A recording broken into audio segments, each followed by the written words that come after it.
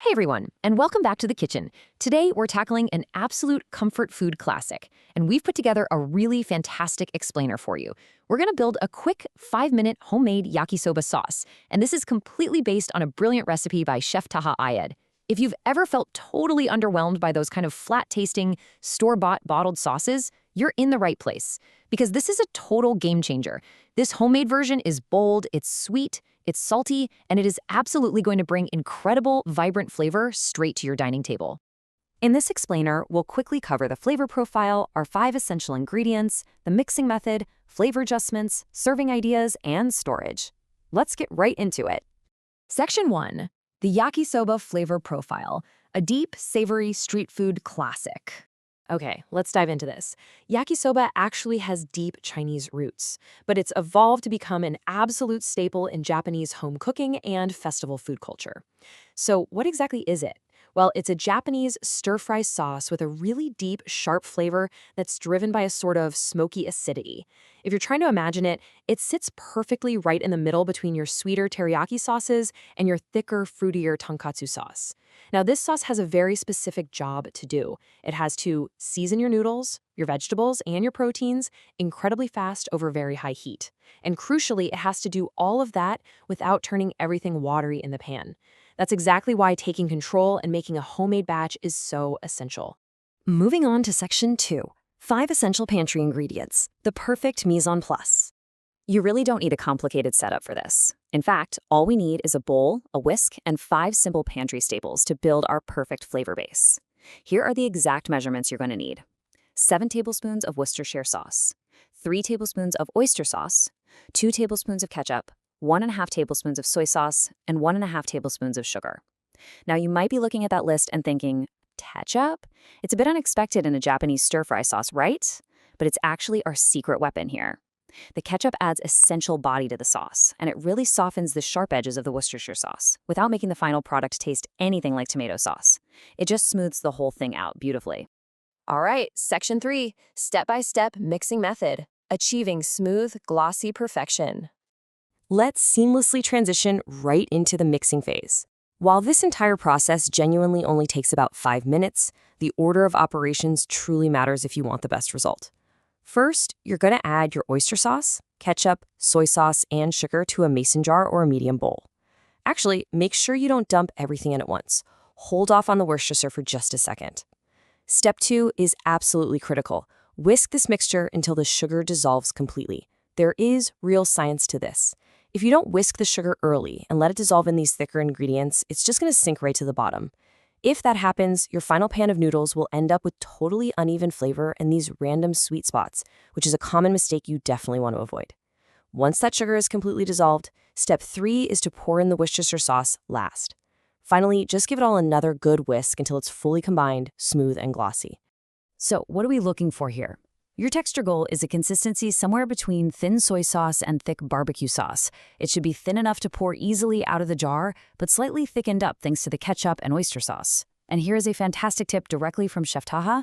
When you taste this mixture straight from the bowl, it is going to taste very, very bold. Do not let that scare you. Sauces for stir-fried noodles absolutely need that intense flavor up front, because once they hit the high heat in the pan, those flavors are going to dull really quickly. This brings us to Section 4, tasting and adjusting flavor, mastering the ratios, and troubleshooting. Since different brands of ketchup and soy sauce can slightly shift the sweetness or acidity of your base, doing a quick taste test is absolutely crucial before you go pouring the stuff all over your beautiful noodles.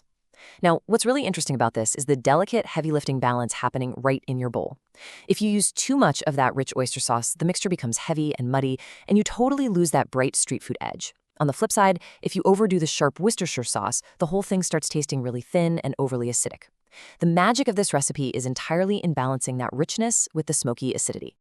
And remember, your nose is just as important as your palate here. You should absolutely rely on smell. You're looking to hit a tanginess first, followed by a deeper, savory note right underneath it. Give it a smell. If it hits you as overly sharp, no problem. Just add a tiny touch more ketchup to soften things up. Or if it feels slightly too sweet, you can easily course correct by splashing in a little more soy sauce. It is a wonderfully forgiving recipe if you just take a quick moment to test it. Let's dive into Section 5, serving ideas and uses, beyond basic noodles. Now that you have this beautiful glossy sauce, let's explore how incredibly versatile it can be for quick weeknight meals. Take a look at these mouthwatering uses. If you're leaning more towards a vegetable yakisoba, pay close attention to your texture cues. Cook your cabbage and mushrooms until the edges just start browning to really bring out that deep, savory flavor. Want to try something really fun? Try yakisoba pan. This is where you literally serve the stir-fried noodles right inside a soft bun. I know it sounds wonderfully messy, but it is absolutely worth it. If you're swapping in glass noodles for a softer texture, make sure you don't over-soak them beforehand, otherwise they're just going to break apart and turn to mush during the stir-fry. And finally, never underestimate this sauce's power to rescue leftover rice. Just a spoonful easily turns plain, sad rice into an incredible quick skillet meal. Finally, we reach section 6, storing your homemade sauce, keeping the flavor bright. Let me walk you through these storage rules real quick so you can save those extra batches for future dinners.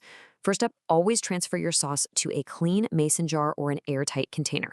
You can safely pop this in the fridge for up to 1 month, though you should keep in mind that the flavor, especially that sharp brightness from the Worcestershire, is at its absolute peak during the first 2 weeks. Be sure to give the jar a really good shake before each use, since it's totally normal for these heavier ingredients to settle at the bottom over time. Oh, and a major warning here, do not freeze this sauce. Freezing completely ruins the emulsion. The texture will just separate when it thaws, and you'll completely lose that perfect flavor balance we just worked so hard to build. Since it literally only takes 5 minutes to whisk up, making it fresh is honestly always your best choice. I absolutely love this quote from Chef Taha Ayed. He says, "Every recipe I share is an invitation from my kitchen to yours." This one just happens to start with a whisk and a jar. It's such a warm, welcoming thought, isn't it? It just reminds us that cooking really doesn't have to be complicated to be incredibly delicious and empowering. That simple, approachable idea is exactly why we love breaking down recipes like this in our explainers. So I'm going to leave you with this thought. Now that you know the secret ratio and the simple technique behind this bold flavor, are you ever going to settle for flat, bottled sauce again? I highly encourage you to grab a whisk, find a jar, and immediately elevate your next weeknight meal. Thank you so much for hanging out with me for this explainer, and happy cooking!